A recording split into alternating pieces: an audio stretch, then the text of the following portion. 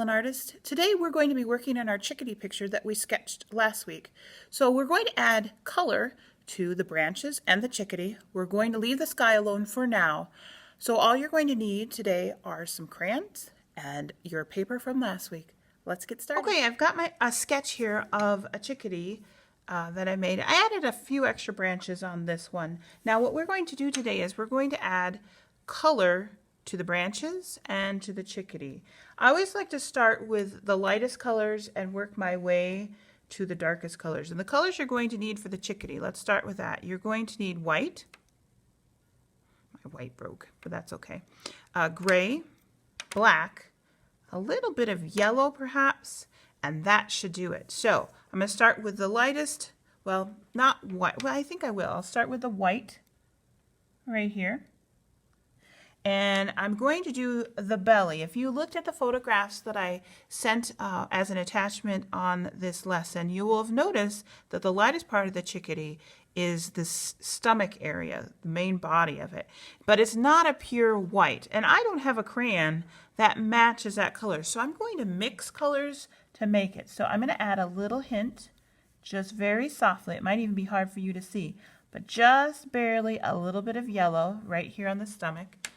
And maybe a little bit of gray right under here by the legs and on the top of the legs. I'm not pushing very hard on that either, pushing very softly. Okay, and then I'm going to take my white and I'm going to blend by coloring on top with my white right over the gray, pushing very hard now.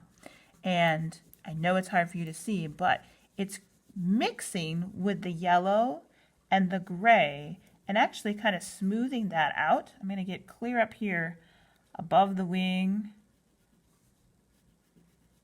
and right here. Make sure I'm coloring the whole thing. Now, if you're having a hard time seeing if you've colored the whole thing, lift it up, hold it up to the light, and maybe move it around just a little bit until you see that you've got the whole thing filled. Why is it important that you have the whole thing filled, you're probably wondering. Next week we are going to be using if you have the supplies available, we're going to be using water to help us create the sky. And the thing is, if you don't have everything colored in on your chickadee, it may turn the color of the sky.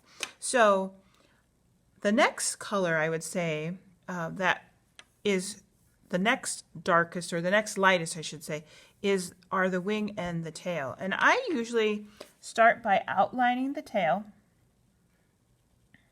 and the wing.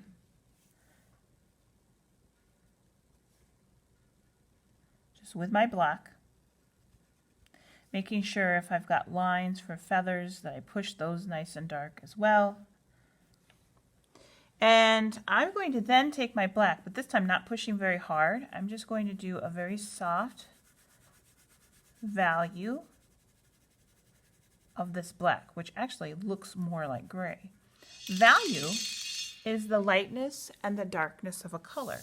So right now, I'm creating a lighter value of black, which just happens to have a name called gray. I'm going to take my gray too.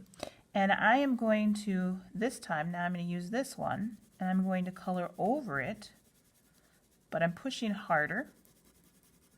And by having that little bit of black underneath, I'm actually creating a nice dark gray. But notice it's not covering up. If you pushed hard enough on your black lines, it's not covering up the black lines. It's just blending with them. And you get a really dark gray. Now, if you want to go back, if you don't think you can see them well enough, you can always go back with your black and darken those lines in again if you think they need that. All right, and then I'm going to put a little line right here too by the back of the chickadee.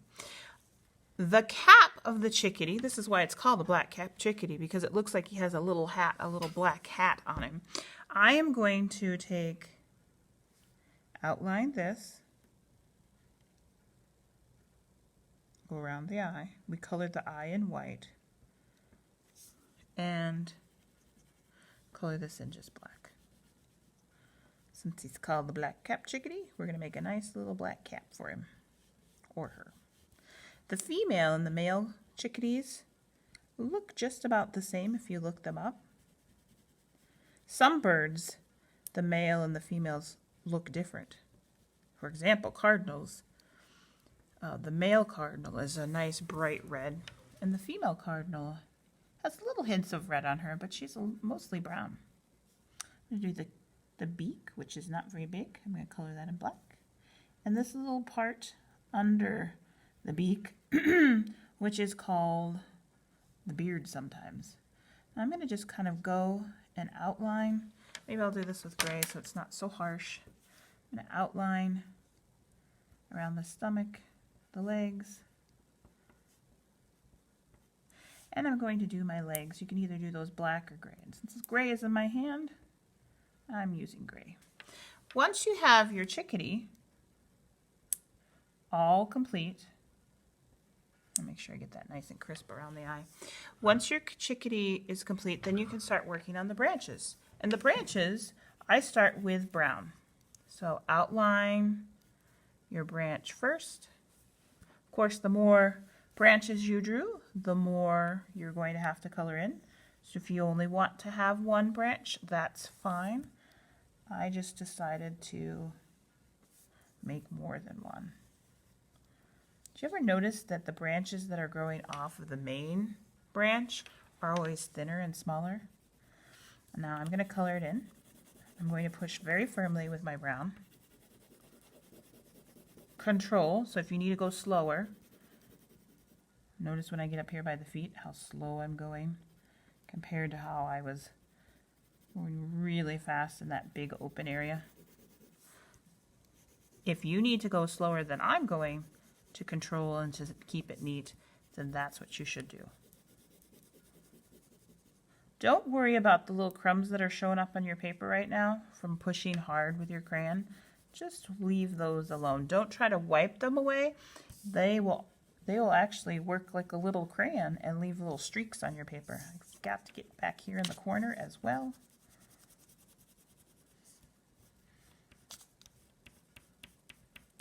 Sometimes the corner of the paper is the trickiest to color. I've got a branch. I decided to add an extra one up here. Luckily, it's not a very big one.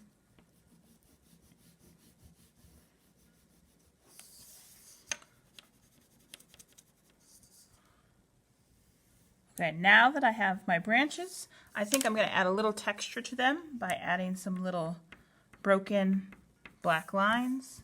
You don't have to do a lot, but that just makes it feel or look like the tree has kind of a rough texture like a real tree branch would.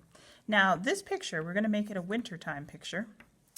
And so we are, instead of doing leaves on the tree, we're going to do needles. So pine needle or spruce needles. I'm just doing that by adding little short lines on each side of the small branches. I think I'll even add some over here on the end of this branch. By adding the green, it really does brighten our picture up quite a bit. I'm going to do some on this one. Now, if you would like to add other things to your picture, maybe berries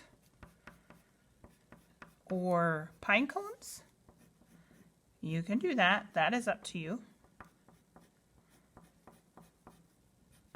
If you want to switch colors of green and have a mixture of light green and dark green, it just depends what you like.